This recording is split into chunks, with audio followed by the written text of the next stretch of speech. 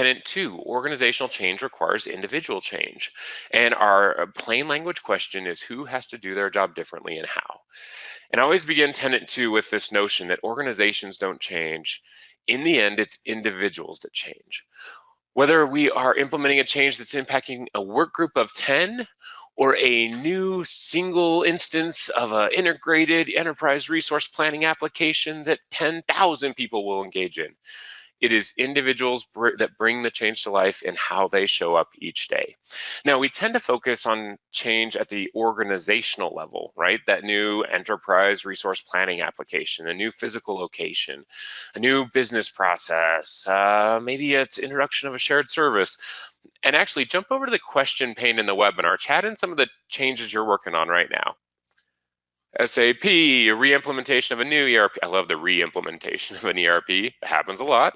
New physical location, a new ERP system, electronic systems, technology changes, a new HR software, new workplace, a new customer survey and customer insight interaction system, a system replacement, reorganization. We're moving to be more data-driven. So certainly a aspiration, which will have some projects and initiatives underneath. New time reporting system, a new CRM system, success factors, talent management, a new onboarding, new restructuring. So perfect, very, very good. And thank you all for chiming in. Those are the types of changes we're working on today, even the folks on today's webinar. And that's what we think about is the organizational level change. I'm going to push us though to really start to think about the individual change. Every organizational change, all of those we just listed off and all of those I didn't read, impact how specific employees do their jobs. In the end, that's how change happens. I used to use this old legacy system, now I'm using this new one. I used to do what was needed to get done, now I'm following a new process. I used to report to this person, now I'm reporting to this person. I used to hold these values, now I'm to hold these values. Our culture was one of this, now we're trying to make our culture one of this. Individuals are the ones that show up each and every day. And so while the current transition future for our new ERP, our new technology system, our new shared service, our new physical location, it's easier to think about it at the 30,000 foot level. Change happens one person at a time. The unit of change is the individual. And change management starts to address this notion, although we're not going to talk about change management yet.